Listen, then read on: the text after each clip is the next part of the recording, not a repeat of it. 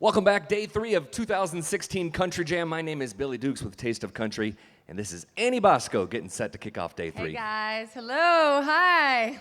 What is a tougher stage, opening up day 3 of a music festival or playing for 200 prison inmates? You did do your research on me. What's a tougher crowd? You know, they're both different. Probably this. Really? The inmates are so excited when you come sing for them. They're like, whoa, yeah! Like before you even start singing. I think this is a really cool thing that you do for a lot of different reasons, but the first time you played one of these shows, were you a little bit nervous and intimidated? Like, kind of, how were you feeling as you went into San Quentin or whatever jail you went to? I haven't gone to maximum security prisons yet. Okay. I might. Graduate there. I don't discriminate. It's a slow build. A friend of mine was doing prison ministry with music, and I always really loved and admired Johnny Cash. And so at first I thought, well, I'm a girl, so can a girl go in and play in a prison? And he said, you know, it's just female inmates, and then the next show we did was for males as well. But I thought this could be a really cool experience, and this is something that I need to try. So I did it, and it was the most unbelievable experience. I had people, you know, with tears streaming down their face, women who were clapping and dancing and just filled with so much joy because they're in such a dark place in their life. And, you know, they're there and it's like, I can't believe you would come sing for me.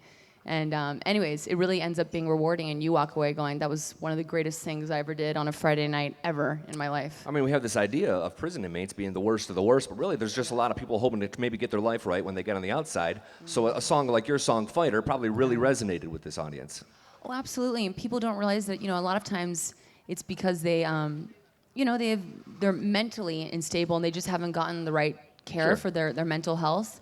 And they've been on the street, or they grew up in really, really bad homes. And the truth is, if I grew up the way that they had grown up with their life, I probably would be in the same place. I'm just fortunate enough to have been raised in, you know, a good home and to have parents that cared. And it's a really special song. It's called Fighter. It's the title track from the new EP, and it's a really inspirational song. I mean, thank you. You might get little goosies when she sings it. What kind of inspired that? And then maybe how do you relate to the song today?